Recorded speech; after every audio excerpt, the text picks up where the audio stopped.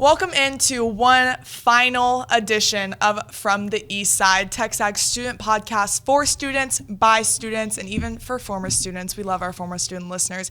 I am one of your co-hosts, Cade Naegeli, alongside Luke Evangelist, and we are pretty sad today. Yeah, it's a bittersweet moment for us. We're graduating seniors, so this is it for us on From the East Side. Incredibly thankful for this opportunity and for all the support that we've gotten from the message boards to seeing students out on campus. And, with both of us graduating, we're going to have to pass off from the East Side. So bittersweet for sure, happy and sad, that it's over. Yeah, for sure. And with that said, we are going to have a compilation of all our best moments on this podcast this year. Let's check it out. Give us your best impression of if a tiger and an eagle were having a screaming battle. What would that sound like? Why are you going to...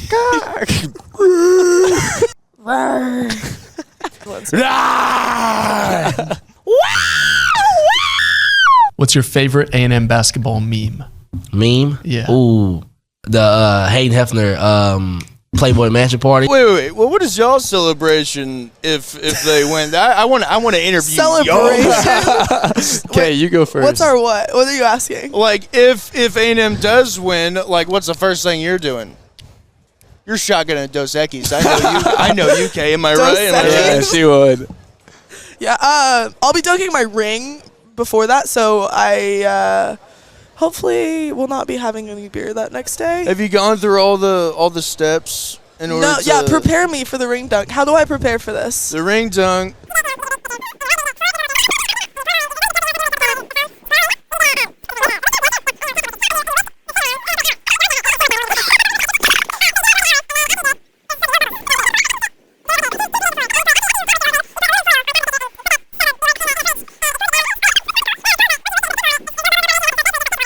By the time you chug it. Okay. It'll be easier to swallow. Okay. You're a jerk. I know. You're a jerk. I know. You're a jerk. I know. You're a jerk. You're a jerk. I know. You're a jerk. I know. You're a jerk.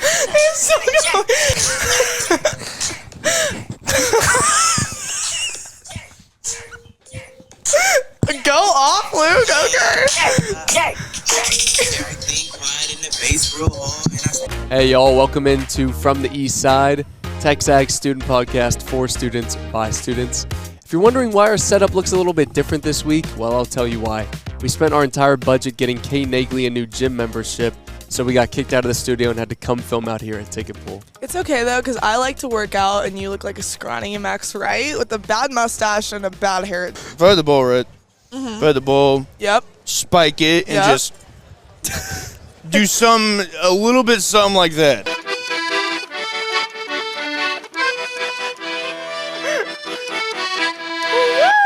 Perfect. The official capacity of Kyle Field is 102,733. So I just won again.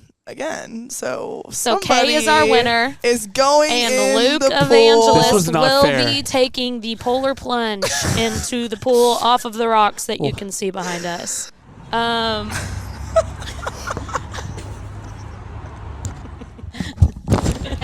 Richard!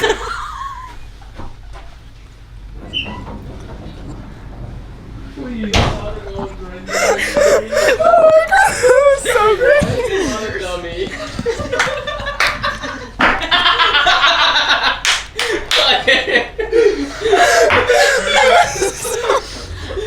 Wait, Luke, do I it hope with I don't her. trip over the... Luke. Oh.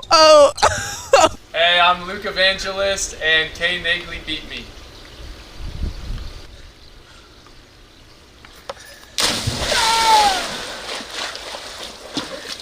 Oh my gosh. If he's watching this, what message would you have to him? Jimbo, hey.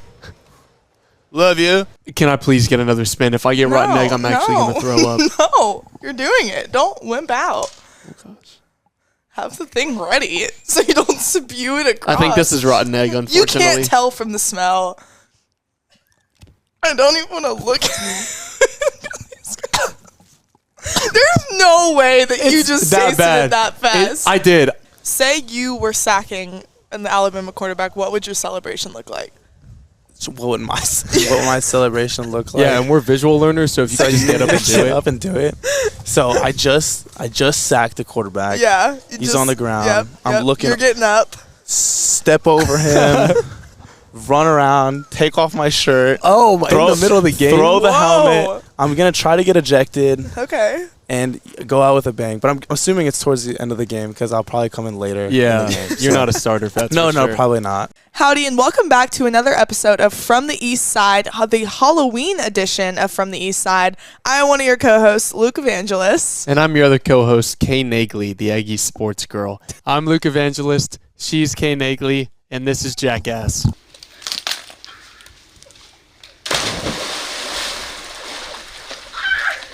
Oh my God, it is cold. Beat the hell out of Tennessee! Hang on.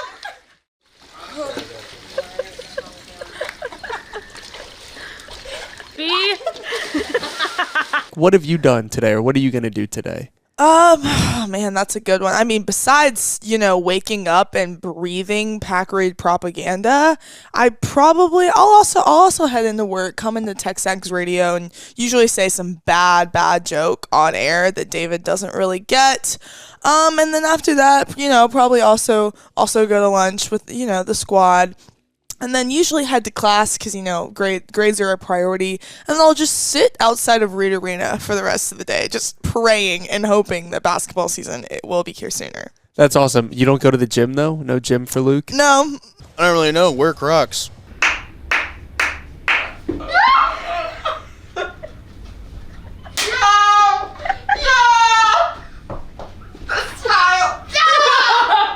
All right, that's all you're getting.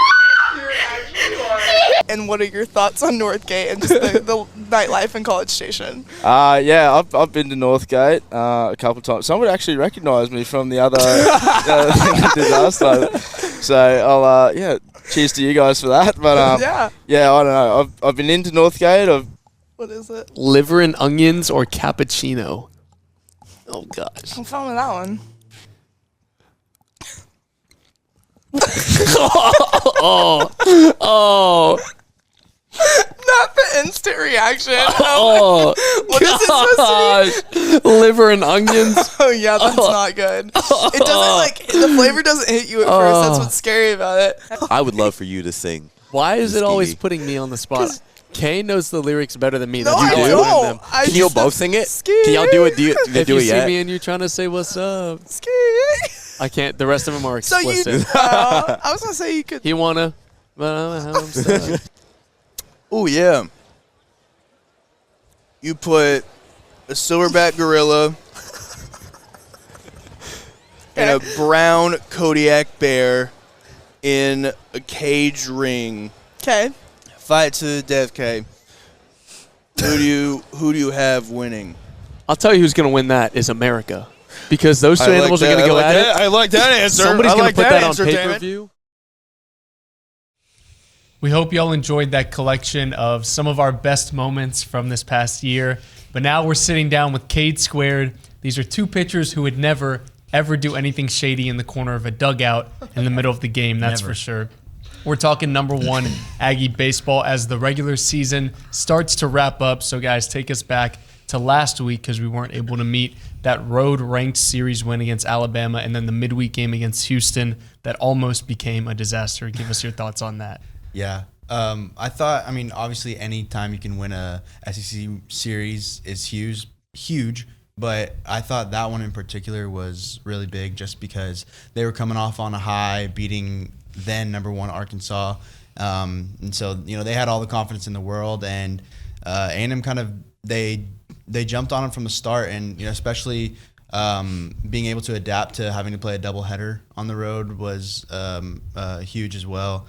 And so, yeah, I thought, that series was really important, obviously, for continuing to try and win the SEC. Well, it's always good to just, squeak those midweek games by if you can. It's crazy to think that, I mean, knock on wood, we haven't lost a non-conference game yet. Like, that doesn't happen really ever. Tennessee just lost last night to Lipscomb or somebody like that. Yeah, and so just, getting that is a big deal. And then, obviously, going into Bama, the bats were really hot, which was nice.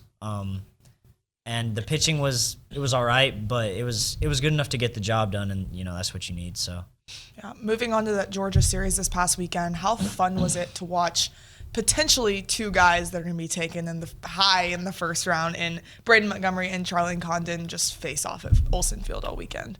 Yeah, I made sure to take all of that in. I had no problem staying at the ballpark for 9 hours or whatever it was on Saturday, just being able to see those guys play. I mean, you talk about Condon, he literally could go number 1 overall, and then Montgomery in the top 5 as well. But then just looking at other drafts, Laviolette could be another top 5 draft pick. So I mean, it was probably 3 potential top 5 picks playing, and you don't see that very often on one field in college baseball. So yeah, I took in every second of that series. Yeah.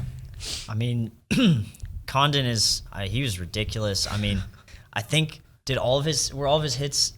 He didn't have a lot, but I think he had 3 home runs. 3 home runs were those like his only hits? Yeah, that's ridiculous. That's super ridiculous. It's kind of like Ted Burton had the same type of weekend, 4 home runs. Those were all his hits. But yeah, it's just fun to see that level of play, especially just right in front of us. Braden Montgomery has been ridiculous all year. He had like that home run, that grand slam he hit was like 450 feet over the batter's eye. I mean, that's stuff you don't get to see every day. It's just, no matter what happens with this team, it's just special to get to watch like this level of play every weekend. Absolutely. A lot of offense always. Let's go back to the first inning of game 2. 17 runs in 1 inning. There were 27 runs the entire rest of the series. As starting pitchers and pitchers yourself, did y'all feel bad for the pitching staff and for what transpired? Because I love offense, but y'all, on the other hand, may not.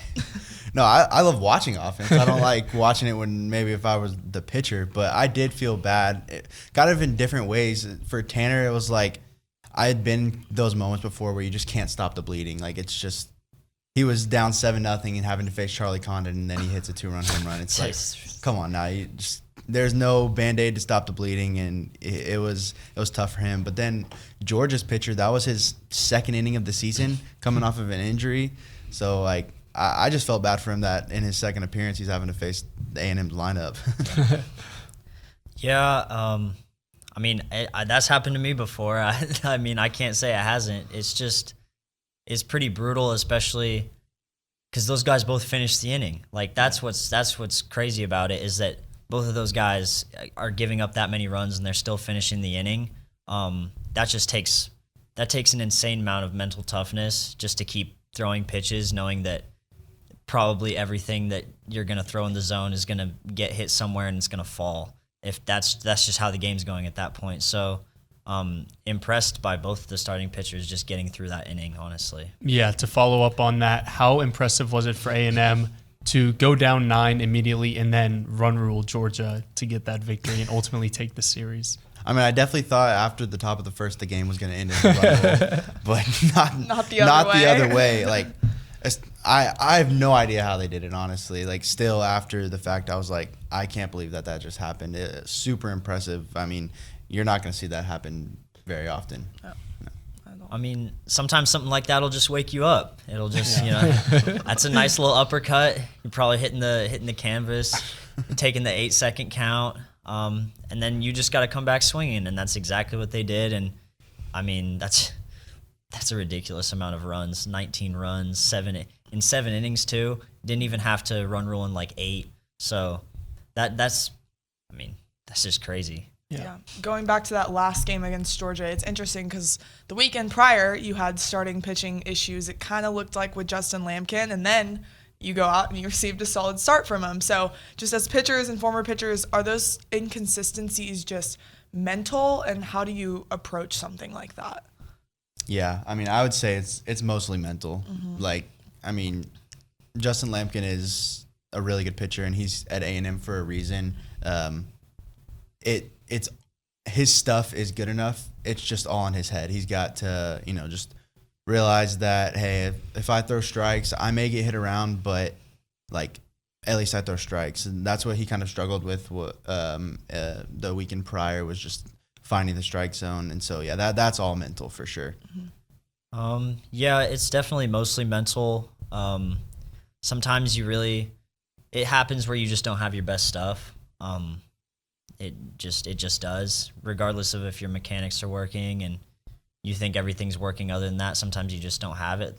So part of that mental game is like figuring out how to work through that, and figuring out if you have a bad outing, like what you need to do to respond and come back and do what Lampkin did, which was great. Only 1 hit and 5 2/3, 7 strikeouts. I mean, that's really good stuff. Yeah. Gave us a chance to win. Absolutely. Can y'all give us your thoughts on the Georgia pitching situation that occurred in the dugout and then later on the field? The social media outrage, the evidence, all of it coming together kind of in the last couple of days. What are y'all's thoughts?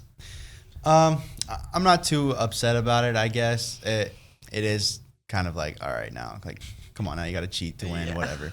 But I think that the SEC and the whole NCAA should take a hard look at it and be like, maybe we should start checking gloves in between innings like the MLB does. Because, you don't want that to become commonplace, even though it may be. I wasn't too upset. Whatever. Yeah, if you're going to, mandate some sort of random check throughout the game. It doesn't even have to be every inning. That would be fine. Honestly, I just think it's dumb that he did it in such an obvious spot. And also, at the end of the day, it does give you an advantage, but at the end of the day, you as a hitter, you can't you also can't strike out 6 times to end the game. Which is what happened to A&M, and it's unfortunate because of the way that it happened and because of what might have transpired, but at the end of the day, it's it's also baseball, so. Yeah, for sure. Now they got to move on. They won six wins in a row, and they will travel to Baton Rouge to face what is kind of a struggling LSU squad compared to years past. How important is it for A&M just to stay focused after playing all of these different ranked opponents and then kind of playing a down but never really out LSU squad? Mm-hmm. Yeah, especially, playing at Alex Box Stadium, it's a tough environment, so they'll have to keep their head on the swivel there, and they just came off a national championship. They're still defending their crown, so yeah, you can never take a team like that lightly. Mm-hmm.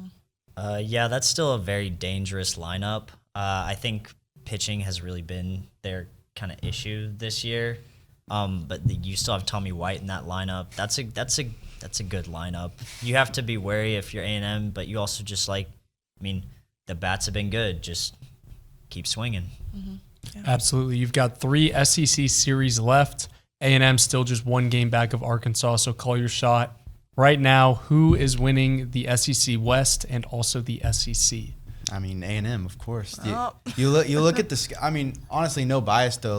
Looking at the rest of the schedules, A&M has an easier. I say easier. Nothing's gonna be easy about it, but it is easier than what the other teams have to face. Arkansas and Kentucky play each other this weekend, and then Tennessee has a rough. I think they play Florida, Vanderbilt, and then I want to say South Carolina. Yeah, so that'll be tough for them. I honestly think the SEC West and the SEC is going to come down between that last series at Olsen, A&M, and Arkansas. Yeah, we're only a game back of the SEC West and the SEC, so given our schedule, it should be doable.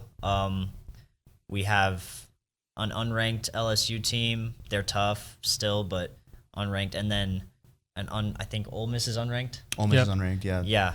And then Arkansas to finish, which will be super tough, but you're at home, and if you can take 2 out of 3 in 2 of those series and sweep one of them, or even if you can just take 2 out of 3 in all of them, you're probably sitting in the driver's seat just because of how tough those other schedules are. Honestly. Yeah, for sure. So kind of an obvious and general question, but want to get both of y'all's thoughts. Does this team have what it takes to get to Omaha and ultimately win it all? Oh, for sure. Obviously, and with them being number 1, everyone else, kind of sees that they have the potential to. I see everyone on the game story yesterday were just complaining about the pitching, but you look around college baseball and pitching isn't what it's like in the MLB where starters are going deep. And even in the MLB, starters have started to not going as deep.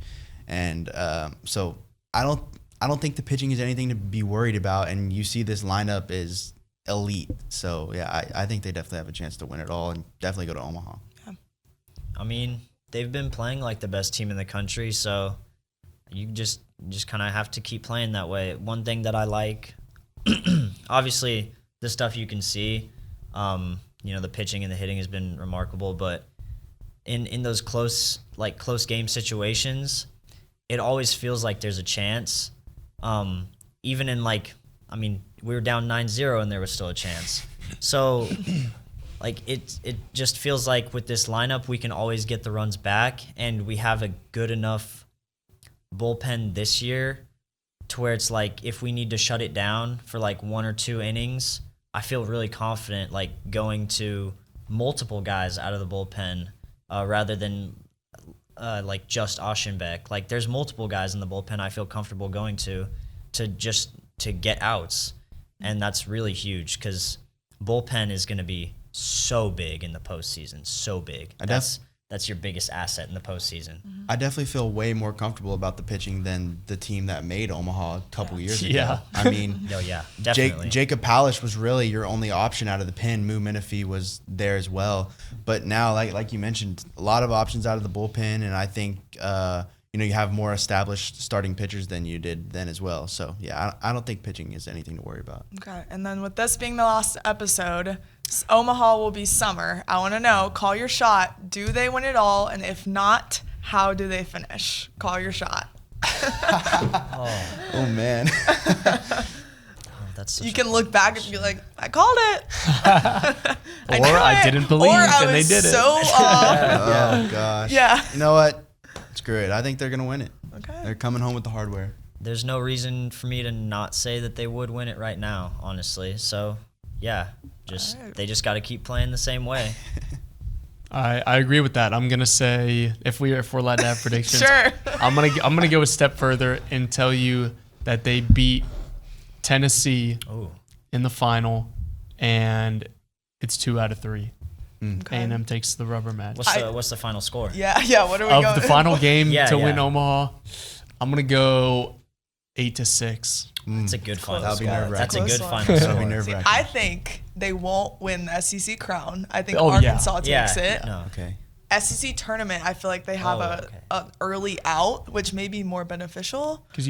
And then Omaha and I don't know. I don't want to jinx anything. I'm scared. Yeah, knock on wood. Everybody. Everybody knock on wood. We didn't say anything if that doesn't happen. So. Well, thank y'all for joining us. We enjoyed having y'all on all year, especially just talking baseball. So appreciate y'all joining us. Thank you. Next up, we will have Idani at Cantu.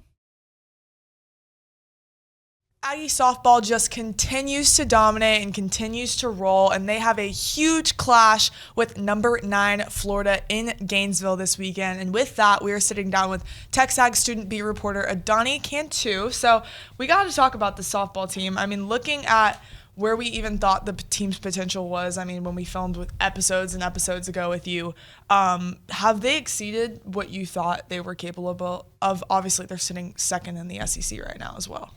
They did exceed my expectations, and I'm not going to say that they were low expectations, but I mean, it was Trisha Ford's second year. It's kind of like, okay, I would say it's kind of a couple trial years before kind of figuring out what works for you and what doesn't, but they've reached so far within Ford's second year, and that just shows how great of a coach she is. I mean, it's also the team relationship and dynamic that they've had with each other, and definitely the team's mentality has made a huge impact on that as well. Whenever they want to win, or they do want to win all the time, so they go above and beyond for every game, and it's shown that they put so much effort in what they do. So like in the beginning of season, when Allie Enright was really going out there with her batting, she talked about how she stayed home for the summer so that she could work on her batting, so that she can go to the gym and lift and watch film and see how she can improve. And the same thing for Wiggins. She said she would watch film with Coach Harger and try to kind of improve on things that she wants to for the year. So not only is it the team themselves working together, but it's the girls individually saying, hey, I want to get better. I want to do better for myself before I can do better for my team. And that's kind of showed so far in how they've performed. Absolutely. What can A&M fans expect for this series against Florida? Any star players to watch out for? And just how cool is it to have a top 10 matchup to close the regular season? So first, I was kind of like, oh, well, I don't really know what kind of star pitcher would really stand out. Then I saw right-handed pitcher Keegan Rothrick. And she's a freshman, and she has a 20-5 record. That's crazy for a freshman, and that's honestly kind of awesome. I know in game 1 against Georgia, she pitched 5 innings. She kind of had a little bit like of a stumble. She had 5 walks and only 1 strikeout. She came back in game 3, and she pitched all 7 innings, only 1 walk and 5 strikeouts. So she kind of took that little break and came back a little bit better. But in that second game, she also had 9 hits and 7 runs. So it was kind of like an up and down. But so far, she's had 143 Ks this season, which is really high up there. So she's pretty solid, but I wouldn't say that she's lefty solid. Right. Yeah, speaking of lefty, let's take a second to give her flowers. She was named something today. It was like in the top 26 player. Yeah, in or the country. pitchers, things like that. She's just been absolutely nuts today, or just this season. How instrumental has she been just in this team's success this whole time? I mean, sitting at a 20, I mean, she already has over 20 wins this season. I think she had beaten a record as of right now. I mean, she's doing so good. At 165 Ks this season is awesome, coming from the fact that her junior and her freshman and sophomore year, she had a little bit over 100, and seeing how far she's come in the season's not even over yet. And even starting in the beginning of the season, she had such a strong mentality going in, and you can see how much she's improved based off of that. And she's only had 6 homers hit off of her. I feel like that kind of says a lot. Yeah. And what Ford says about her is that she doesn't think that she's human, which kind of scares her as a coach. But I think she knows what she has, and she's going to use lefty to her advantage to kind of help out the team and use her to the best of her ability. Yeah, you just mentioned it about Trisha Ford having that confidence in her players. Mm-hmm. What have you seen about that, not just with lefty, but from covering this team, some other players that she's been really high on and confident with? I think that so far every player has kind of been mentally prepared for the season. And I know I keep talking about mentality, but because that does really make a huge impact. I mean, anything can be a mental sport, even if though it's a physical sport. With every girl you ask, they do say pretty similar things when it comes to their mindset. They're like, whatever happened in the past is in the past, and they keep moving forward. And that kind of shows that their growth mindset is really broad, and they know their potential. They know their strengths and weaknesses, and they know what to use their skills to their advantage.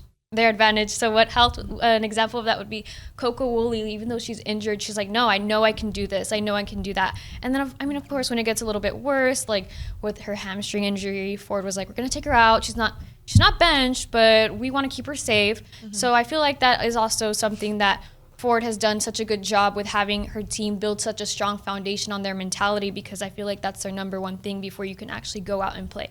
Yeah, for sure. A&M is squarely in the race for the SEC crown, just behind Tennessee. And if they falter this weekend and A&M gets the sweep, A&M could have that SEC crown. What could that mean for this season? And even if things don't shake out the way they wanted to, even getting second would be such an accomplishment. Mm-hmm. Well, I feel like you should, I don't think it's right to say, but I feel like you kind of want Tennessee to stumble and kind of want them to mess up a little bit.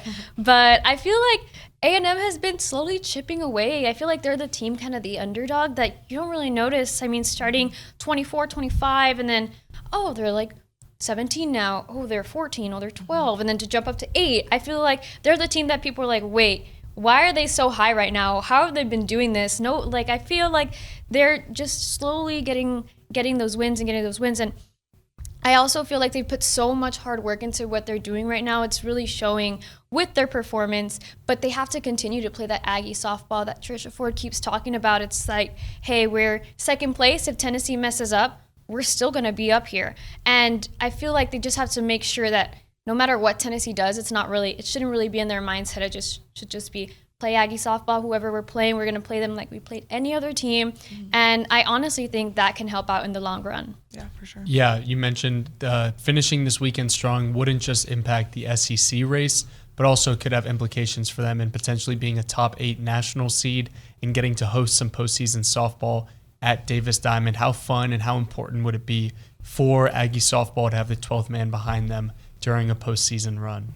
I think it would be huge to have the 12th man supporting them and to pack Davis. I mean, you've seen how everybody goes and supports football. Everybody goes and supports baseball. And of course, for their deserved reasons. But now it's time to give softball their flowers because they've been doing so great throughout the season. And they've continued to persevere throughout not only conference, but non-conference as well. And it would be so amazing to have everybody come and support them for the super regional event. I mean, they deserve it after how successful they've been throughout the season. Yeah, for sure. It's kind of a general question, but do you think this team has what it takes to get to the Women's College World Series? Of course I do. I mean, I'll be cheering them on every step of the way throughout June, and I definitely think they've grown so much with each win and even each loss that they've had. They learn something from every game, and that shows so much. And to have such a strong type of team, I feel they definitely deserve to be in the Women's College World Series. Yeah, we completely agree over here, and we want to thank you so much for joining us throughout this whole season, and we've really loved having you on. Thank you. Thank you so much to everyone who has watched not just this episode, but all 23 of our episodes from the East Side this year. We're so incredibly thankful for every like, every comment, and every interaction we've had with y'all throughout this journey. Yeah, for sure. But hopefully you aren't too sick of us because we will both be continuing to work at TexAgs throughout the summer. And with that, we are signing off one last time from the East Side.